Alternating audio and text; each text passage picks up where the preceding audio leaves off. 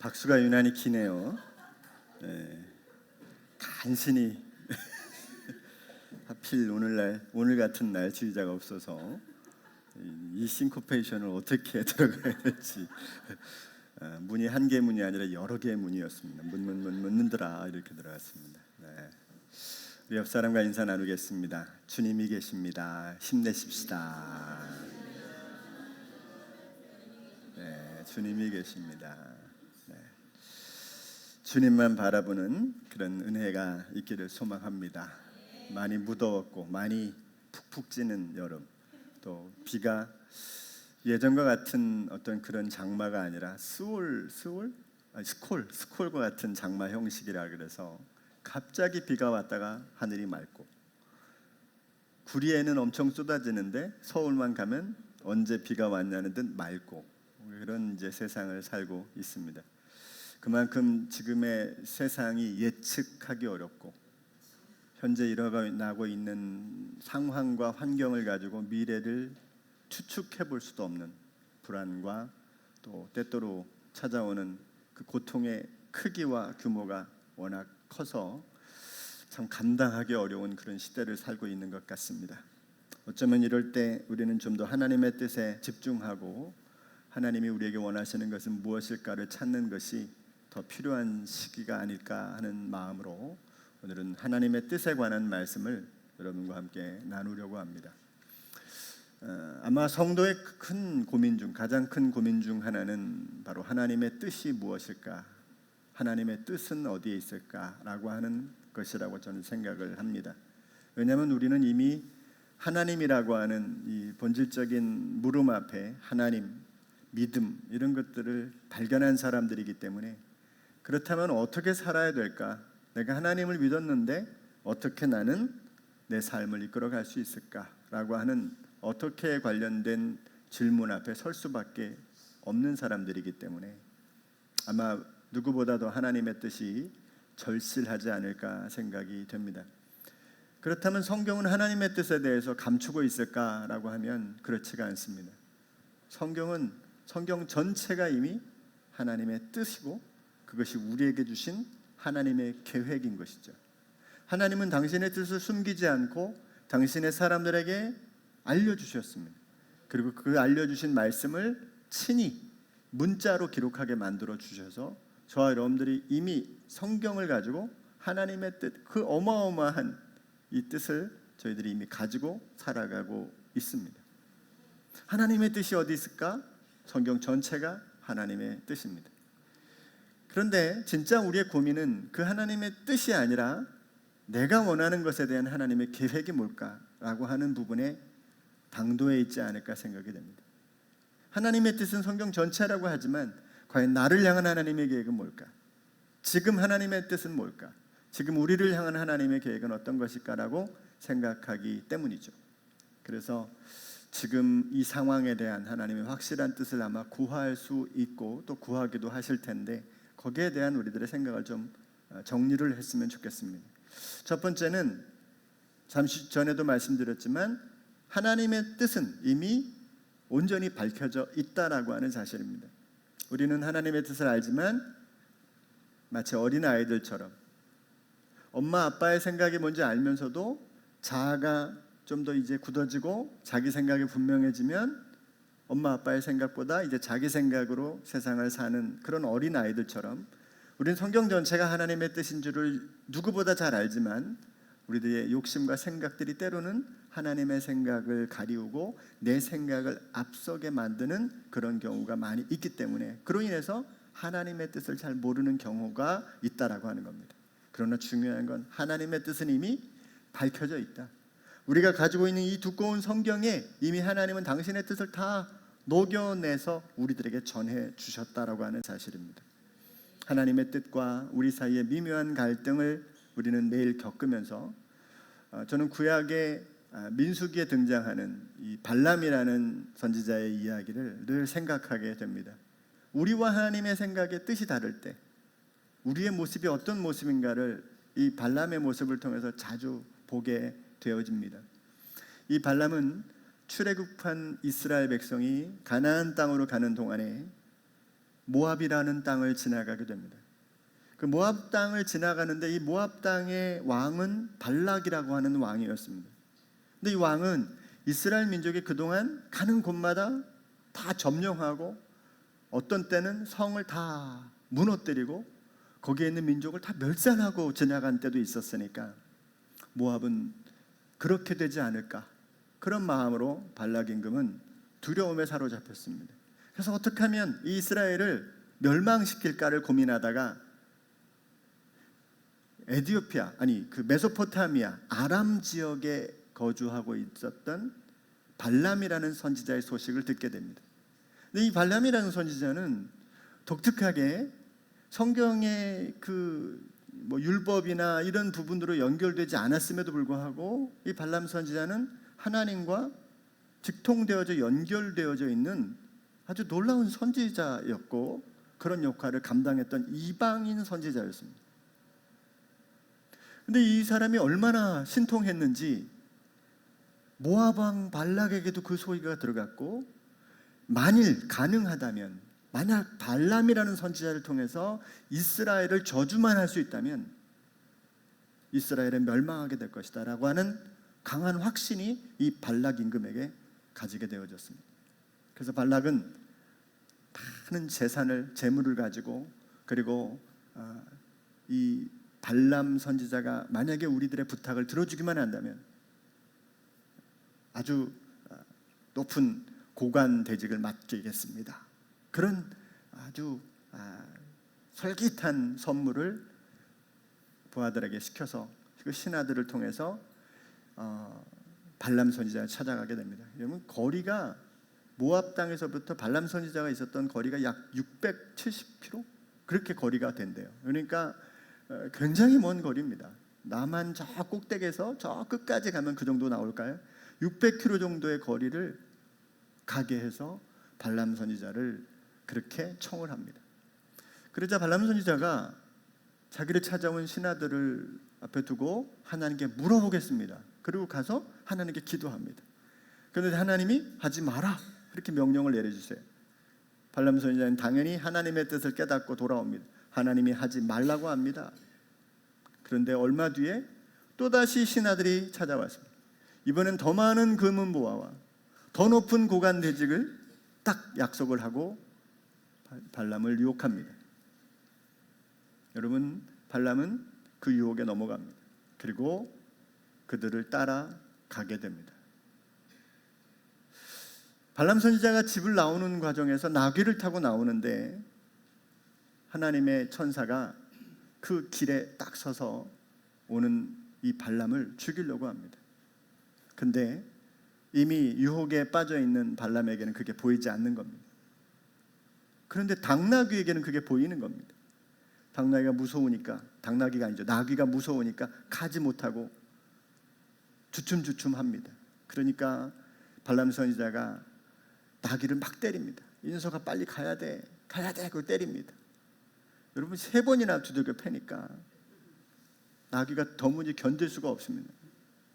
그래서 자기 이 벽에 있는 벽을 자기 주인이 타고 있음에도 불구하고 자기 몸을 기대어서 주인의 다리를 상하게 할 정도로 거부를 하게 됩니다. 그 사실을 모르는 발람은 계속해서 나귀를 때리게 되죠.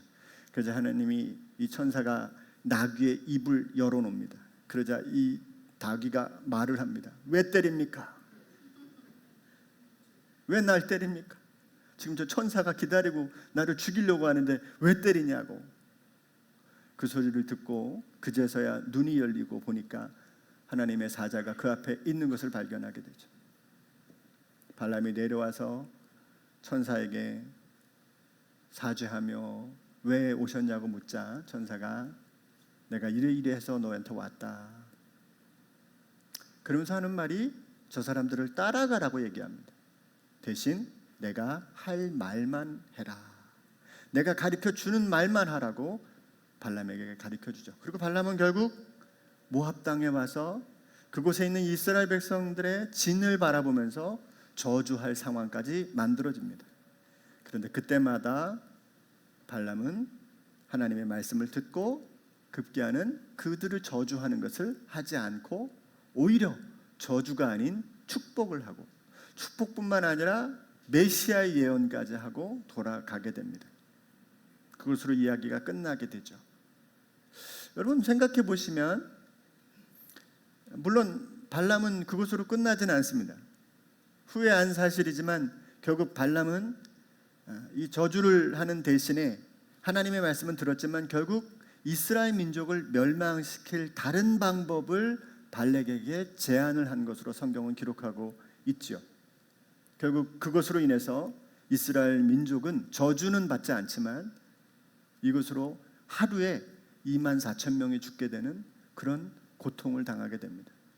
그래서 모압 여인을 통해서 이스라엘 남자들을 유혹하라고 하는 그런 특별한 방식을 모압 왕에게 주고 갔기 때문에 결국 그 일로 인해서 이스라엘 민족은 죽을 뻔한 위기를 겪게 됩니다. 우리는 이 발람 선지자를 통해서 하나님의 뜻을 모르는 게 아니구나, 우리가 하나님의 뜻을 알지만 재차 가서 묻고 또 묻고 그것을 찾아가는 속에서 우리는 어쩌면 우리가 가진 생각을 성취해내기 위한 열정을 끝까지 포기하지 않고 있는 것은 아닐지 생각을 해보는 것이죠. 우리는 이 두꺼운 성경을 가지고 있음에도 불구하고 고민하게 되는 그 근본된 이유는 하나님의 뜻보다 우리의 뜻을 앞세우게 되는 우리의 마음 때문이라고 생각이 됩니다. 신명기 29장 29절 우리가 읽은 본문은 이렇게 이야기하고 있습니다. 우리 한번 같이 읽겠습니다. 시작. 이 세상에는 주 우리의 하나님이 숨기시기 때문에 알 수 없는 일도 많습니다. 그것은 주님의 것입니다. 하나님이 숨겨놓은 사건은 아무도 알 수 없습니다. 누구도 알지 못합니다. 그런데 그 다음 읽어보겠습니다. 시작. 그러나 하나님은 그의 뜻이 담긴 율법을 밝히 나타내 주셨으니 이것은 우리의 것입니다. 감추어진 일은 하나님의 것이라는 겁니다. 알지 못하도록 성경에 드러내지 않은 사건은 우리의 것이 아닙니다. 성경에 보여주지 않은 하나님의 뜻은 우리의 것이 아닙니다. 알 수 없으니까. 그런데 하나님은 성경을 통해서 우리에게 할 일과 하지 않아야 될 일들과 또 우리가 가야 될 방향과 또 어떻게 해야 될 것들을 알려주셨는데 그것은 우리 것이라는 겁니다. 그리고 이렇게 결론을 맺습니다. 시작. 우리와 우리의 자손은 길이길이 이 율법의 모든 말씀에 순종해야 합니다. 이미 밝혀진 성경의 뜻, 이미 드러난 하나님의 말씀, 그것은 저와 여러분들이 지켜야 될 우리의 것이고 우리가 가지고 있는 하나님의 뜻이라는 사실이죠. 엘리자베스 엘리엇이라는 선교사이자 작가가 있습니다. 이분은 1956년도에 남편인 짐 엘리엇이라고 하는 분이 그 에콰도르 지역에 선교를 갔다가 거기 인디언들에게, 식인 인디언들인데 그들에게 죽임을 당합니다. 남편이 선교사였는데 하루아침에 선교를 가자마자 죽임을 당해요. 붙들려서. 근데 어느 순간에 이 여인이 자기가 그때 임신 중이었는데 아이가 출산되고 얼마 후에 그 아이를 데리고 간호사의 직을 가지고 다시 그 인디언들을 찾아갑니다.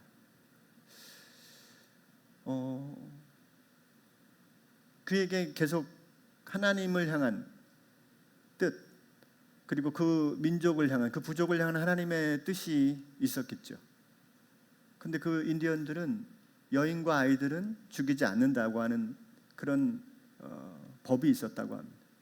그 여인이 들어가서 결국 그 부족을 변화시키고 주님을 믿게 합니다. 후에 여러 책을 쓰고 그의 신앙이 많은 분들에게 회자되었고 2015년쯤 돌아가신 걸로 알고 있는데 그녀가 이런 말을 했습니다. 하나님의 뜻을 찾는 가장 좋은 방법은 이미 알고 있는 하나님의 뜻에 순종하는 것이다. 아마 우리에게 하나님의 뜻이 뭐냐고 각자에게 묻는다면 모를 분들이 거의 없을 겁니다. 심지어는 범사에 기뻐하라, 감사하라, 이 모든 것도 다 하나님의 뜻이라고 우리는 다 알고 있기 때문에 이미 우리가 알고 있는 성경의 말씀만 순종하는 것도 우리는 너무 부족하고 모자라죠. 하나님의 그 뜻을 따라가는 일도 너무 부족할 것입니다. 중요한 것은 하나님의 뜻을 새롭게 찾는 우리보다 밝혀져 있는 하나님의 뜻을 분별해내는 능력이 우리에게도 필요한 것이 아닌가 생각해 봅니다. 두 번째는 이런 겁니다. 현실을 담고 있는 하나님의 뜻에 관한 이야기입니다. 우리가 더 알고 싶은 것은 조금 전에도 말씀드렸지만 지금 여기에서 바로 나에게 대한 하나님의 뜻이 뭐냐라고 하는 것이죠. 우리가 나아가야 될 길 앞에 그 뜻이 분명히 밝혀진다면 우리는 명확하게 그걸 해낼 수 있을 텐데, 더 확신 있게 그 일에 매달릴 수 있을 텐데 라는 생각을 갖게 되는 것이죠. 질문이 이런 겁니다. 내가 진짜 원하는 그게 내 뜻이냐 아니면 하나님의 뜻이냐. 만약에 하나님의 뜻이라면 그게 뭘까? 이런 것들을 찾는 것이죠. 여러분, 하나님께서 자신의 뜻을 우리에게 보여주신다는 이 이야기는요, 굉장히 중요하다고 저는 생각합니다. 그건 뭐냐면 바로 하나님이 저와 여러분들을 인격적으로 대하신다는 겁니다. 당신의 뜻을 우리에게 제시한다는 건 우리에게 인격을 나누고자 하는 마음이 있으신 겁니다. 마치 우리에게 천사를 대하듯이 명령하고 그 명령을 수행하는 자들만 삼은 게 아니라 내 뜻은 이것이다, 나의 뜻은 이것이다 라고 당신의 뜻을 공표하시고 모두가 알 수 있도록 그 뜻을 보여주시는 것은 우리가 이 땅 가운데서 그 일들을 어떻게 반응하는가를 보시려고 하는 것이 아닐까라고 하는 것이죠. 여러분, 성령님도 우리 가운데 오셔서 강제적이지 않습니다. 그분은 내 마음속에 오셔서 세미한 음성으로 들려주시고 때때로 나와 함께 하시면서 나에게 강력한 메시지를 주시기도 하지만 굉장히 인격적으로 나에게 반응해 주세요. 하나님의 뜻과 그분이 그 일들을 우리가 어떻게 행하는지를 보시는 과정은 거의 유사한 모습이에요. 굉장히 인격적이십니다. 여러분, 민수기 22장 35절에 조금 전에 그 이야기 속에도 이게 등장하는데, 주님의 천사가 발람에게 말하였다. 저 사람들하고 같이 가거라. 그러나 너는 내가 말해주는 것만 말하여라. 어쩌면 하나님은 발람에게서 한 발자국 물러섰습니다. 내가 아무리 말해도 내 말을 듣지 않는구나. 그럼 가라. 그러나 한 번은 또 기회를 더 줄게. 내가 얘기하는 것만 말을 하렴. 결국 여러분, 발람은 그 말을 지킨 건 사실입니다. 끝까지 이 사건을 계기로 바울은 하나님의 말씀을 따라갑니다. 그러나 그가 준 힌트는 결국 이스라엘 민족에게 엄청난 큰 고통을 가져오게 만들었죠. 우리는 하나님께서 자신의 뜻을 보여주신다는 이 분명한 이 사실을 알고 있어요. 그러나 그런 면에서 우리 하나님과 깊은 인격적 교감을 느낄 수 있어야 됩니다. 아, 그렇구나. 하나님은 당신의 뜻을 성경을 통해서 우리에게 보이심으로 내가 어떻게 살아낼 것을 좀 더 분명하게 우리에게 제시하고 있구나라고 하는 것을 우리는 생각해 볼 수가 있습니다. 어쩌면 당신의 뜻에 내 마음이 더 열리고 그것을 우선하는 것을 보고 싶지는 않으실까? 그런 생각을 좀 해봐요. 여러분, 예수님께서요, 하루는 그 제자들을 시험하기도 하고 자신을 찾아온 사람들을 시험에 빠뜨리기도 하셨습니다. 그 중에 어떤 얘기가 있냐면, 수로보니게, 그러니까 이방 지역에 살고 있었던 여인이 자신의 딸이 귀신이 들려서 정말 언제 죽을지 모르는 상황에 놓여진 겁니다. 그래서 소문에 소문을 듣고 예수님을 찾아온 겁니다. 그리고 예수님께 부탁을 합니다. 예수님, 저희 딸이 귀신 들려 죽게 되었습니다. 내 딸을 살려주십시오. 그런데 예수님의 반응이 어떻게 반응을 하시냐면, 그 여인에 대해서 얼굴도 쳐다보지 않습니다. 들은 척도 하지 않습니다. 얼마나 이 여인은 간절히 매달렸고 예수님은 들은 척하지도 않았는지 그걸 지켜보던 제자들이 답답해서 예수님에게 청을 합니다. 주님, 뭐라고 얘기를 하셔서 돌려보내시던지 뭐 어떻게 좀 해주세요. 그때 주님은 수로보니게 여인을 쳐다보지도 않습니다. 오히려 제자들에게, 야, 자녀들에게 줄 빵을 왜 개에게 주겠니? 이런 얘기를 하세요. 무슨 말입니까? 저 여인은 개란 얘기예요. 나는 내 민족 이스라엘 민족만 살려주지 저 이방 여인은, 저 여인은 내 안중에 없는 사람이다.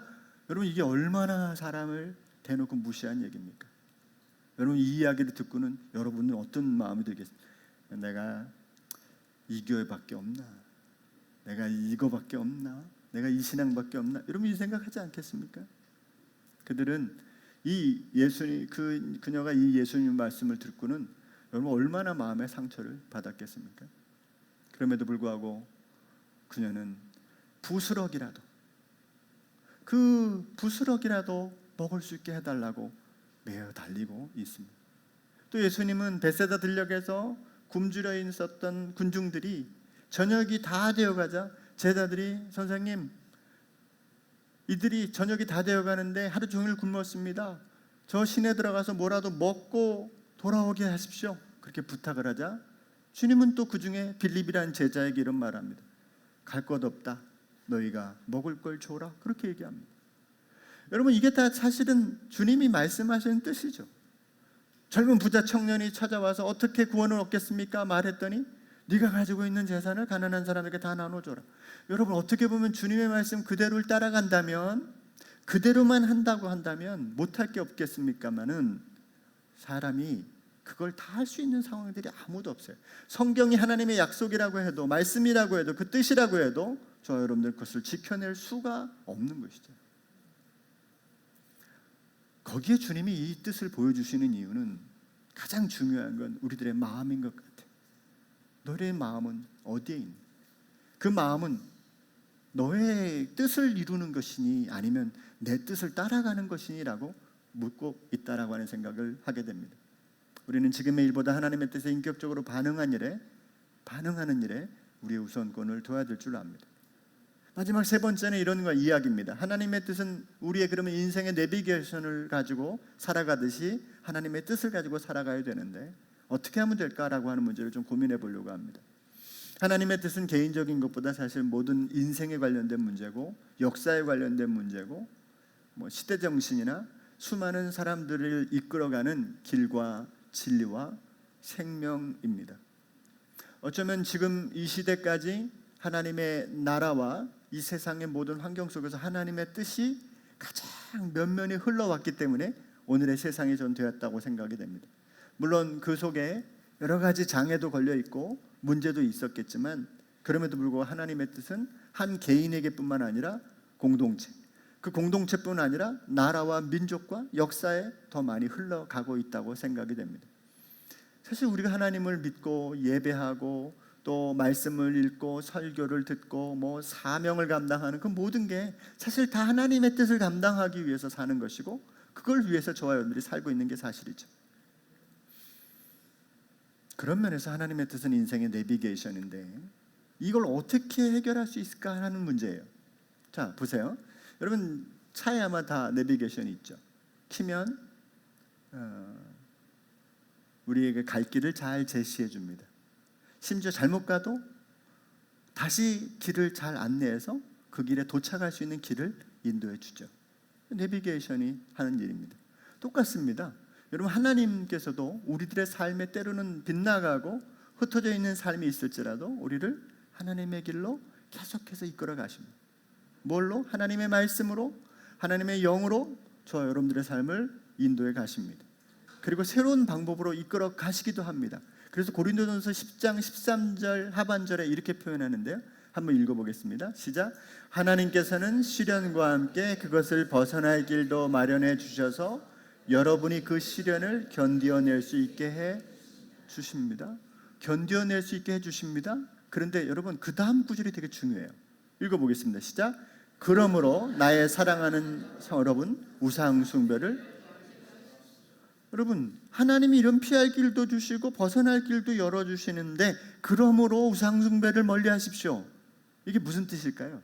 그렇습니다. 하나님의 뜻은 저와 여러분들이 붙들고 있는 한 하나님의 뜻 안에 머물러 있고 내가 내 뜻과 하나님의 뜻이 교차되고 때로는 그것이 충돌되는 상황이 놓여 있을지라도 여러분 하나님의 뜻 안에 그 인생의 내비게이션이라고 생각하고 하나님의 뜻을 붙들고 있는 한 하나님은 우리를 이끌어 가신다는 겁니다. 근데 우상숭배는 결국 뭡니까? 그 하나님의 방법에서 떨어져 나가는 거예요. 벗어나는 겁니다. 하나님의 길을 아예 외면해버리는 겁니다. 내가 만든 어떤 우상에 붙들리고 내가 생각한 어떤 계획에 붙들리고 사단이 펼쳐놓은 그 덫에 붙들리는 것이 우상숭배죠.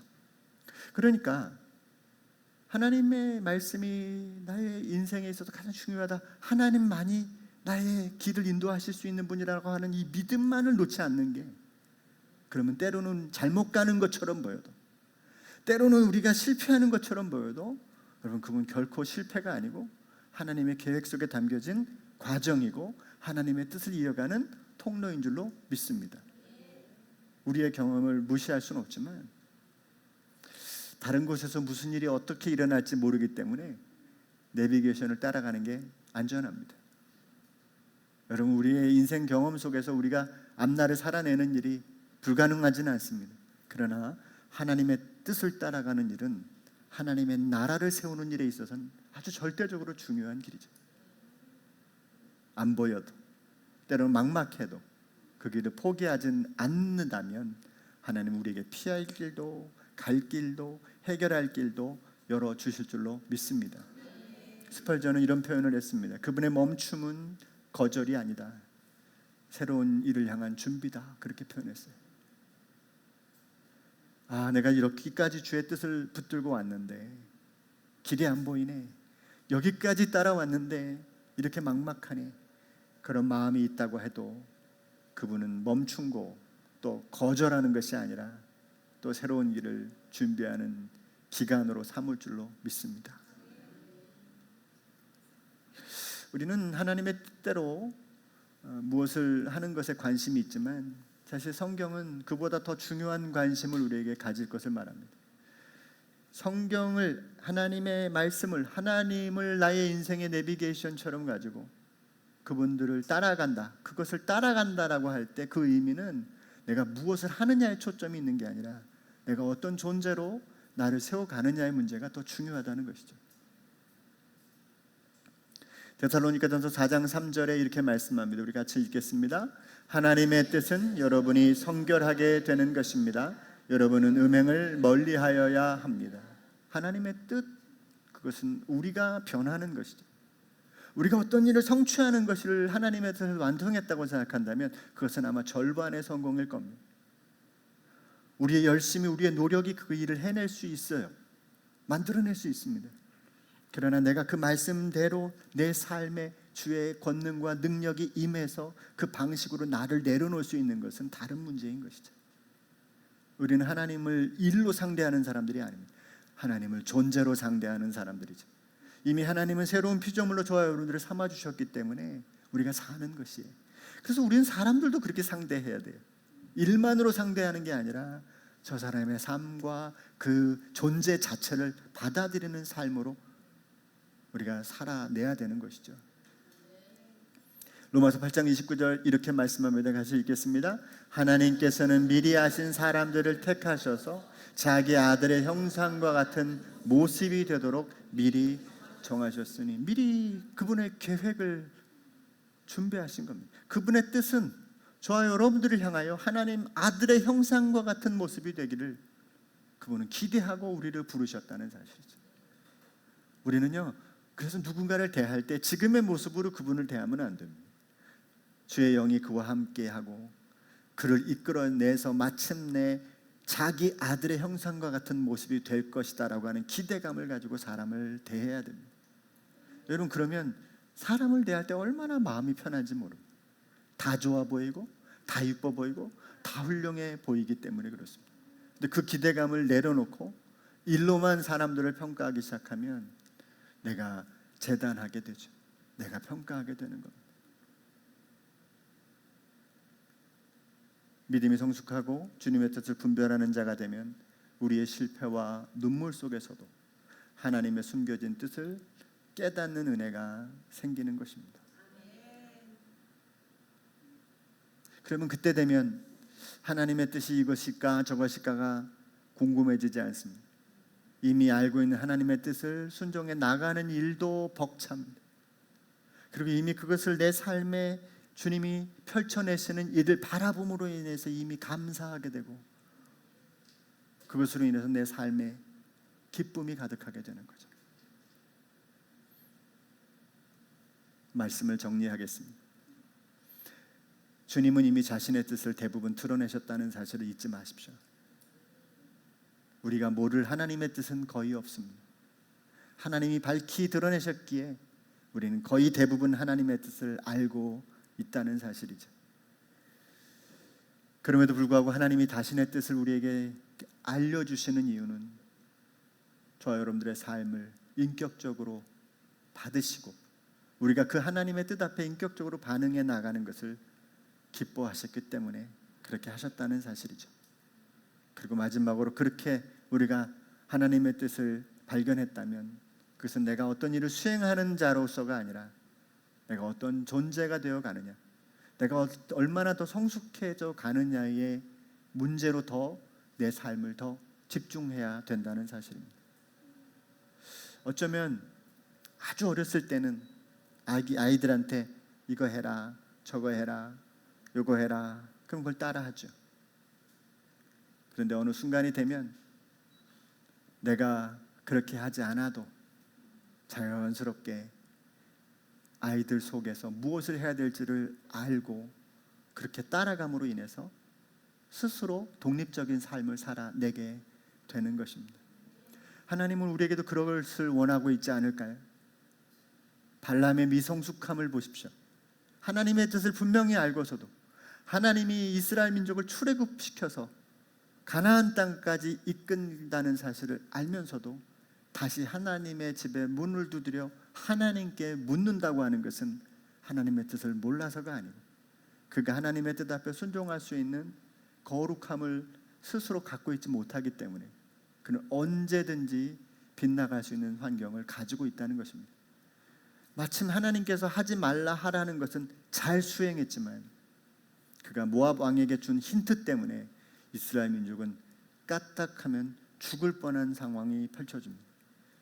단순히 24,000명이 아니라 민수기 23장, 24장을 쭉 읽어보면요, 갑자기 뜬금없이 24장에서 끝나서 25장에서 이스라엘 민족이 범죄하는 사건이 일어납니다.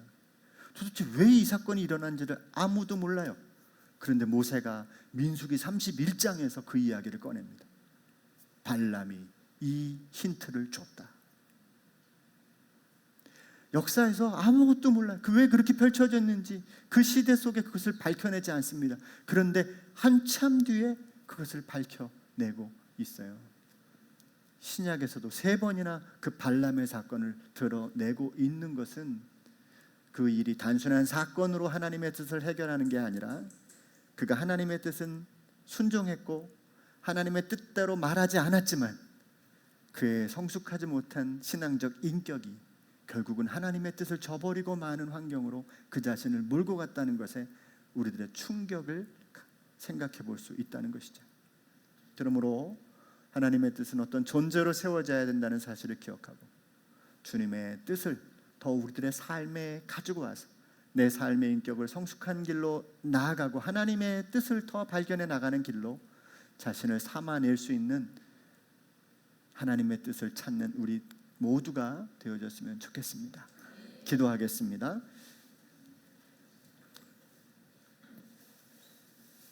주님 고맙습니다. 하나님의 뜻을 향한 우리의 마음, 우리들의 존재로부터 출발할 수 있도록 우리 삶의 변화로부터 시작될 수 있도록 인도해 주시옵소서.